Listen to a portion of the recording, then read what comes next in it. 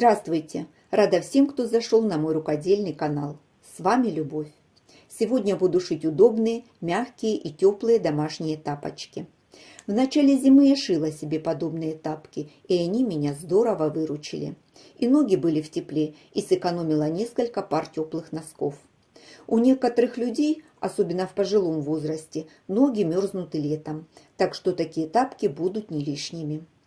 Пошив будет очень простой, без построения выкройки. Шьются они быстро, всего 4 шва. Единственное условие – ткань для пошива нужно брать эластичную. В конце видео покажу, как в таких тапках уплотнить подошву, если нужен более теплый вариант. Для пошива взяла флис на меху, он двусторонний, тянется он только по поперечной нити. К нему у меня есть компаньон, тапки будут комбинированные. Для вторых тапок буду использовать трикотаж-двунитку. Эта ткань более эластичная. Тоже подобрала компаньон. Я взяла остатки ткани, но можно использовать и ненужные трикотажные вещи. И, конечно, комбинировать ткани тоже не обязательно. Из одной ткани тапки будут такие же удобные и теплые. Буду показывать процесс пошива на этой ткани. Она имеет направление ворса. При раскрое это нужно учитывать.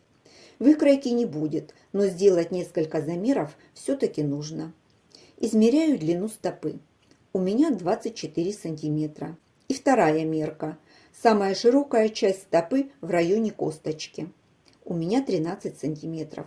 Вырезаю из ткани прямоугольники размером 24 сантиметра плюс 2 сантиметра на припуске и 13 сантиметров плюс 2 сантиметра на припуске. Если вы тоже будете шить из меха, нужно сразу убрать лишние волокна на срезах, чтобы не собирать мех по всей комнате. На подготовленных прямоугольниках проверяю направление ворса и начинаю делать разметку. Одну сторону прямоугольника нужно скруглить, а на второй сделать небольшую корректировку. Можно воспользоваться подручными средствами или скруглить от руки. Внизу от сгиба откладываю 2 сантиметра и соединяю плавной линией с краем. Это нужно для лучшей посадки тапок, так они не будут сваливаться с ноги.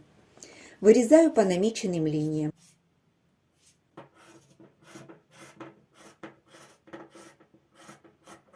Готовую деталь кладу лицом к лицу на второй прямоугольник и вырезаю по контуру.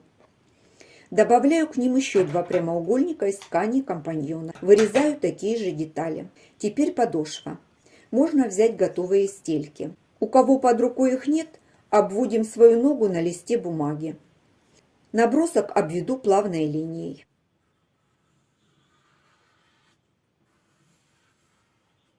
Две стельки вырезаю с припуском на швы в зеркальном отражении из флиса. Нижнюю часть подошвы вырезала из джинса. Намечаю правые и левые заготовки. Беру подготовленные детали. Складываю попарно лицом к лицу. По центру отмеряю 10 сантиметров. Провожу линию. Если размер ноги большой, откладывать нужно 12 сантиметров. Проложила строчку. По краям поставила закрепки. Нижний срез тоже стачала с закрепками по краям. На припуске делаю небольшие надрезы. Когда буду складывать деталь, припуски не перекрутятся, а лягут ровно. Складываю деталь, совмещаю швы. Припуски раскладываю в разные стороны. Фиксирую булавками. По контуру проложила строчку зигзаг, соединила срезы вместе. На скруглениях зигзаг слегка растянул край. Это не страшно. При сборке припосадится. Заготовки получаются двухсторонние. Кладу так, чтобы цветная ткань была по наружному краю заготовок. Можно пришивать подошву. Беру заготовку верха для правой ноги. Правую деталь джинса кладу лицом к лицу. Совмещаю середины и скалываю булавками.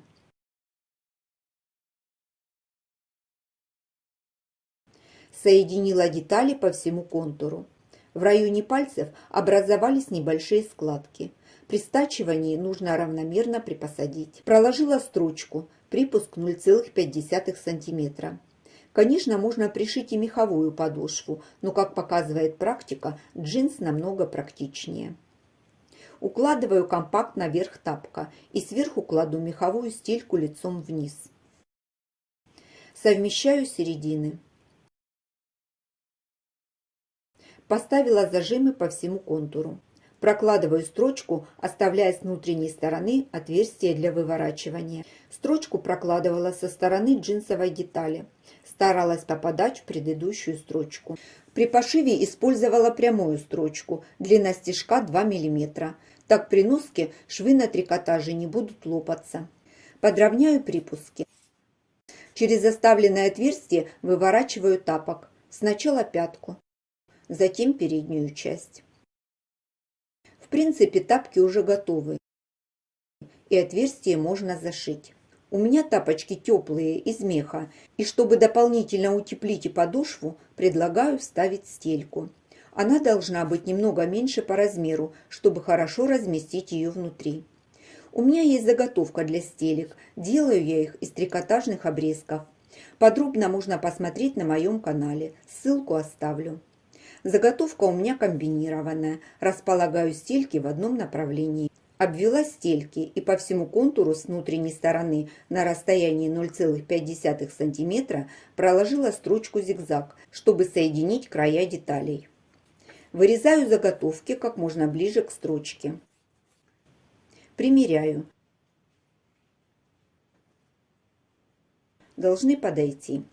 Складываю стельку пополам вдоль и вставляю в оставленное отверстие. Не забываем, стельки тоже левая и правая, вставляем соответственно. Стельку вложила, разровняла и теперь зашиваю техническое отверстие. Зашила потайным швом. Важно, если вы планируете вставлять дополнительную стельку, это нужно учитывать при раскрое. Припуски я делала по 1 см, а сшивала с припуском 0,5 см, чтобы было место для стельки. Выворачиваю на лицевую сторону, выправляю швы.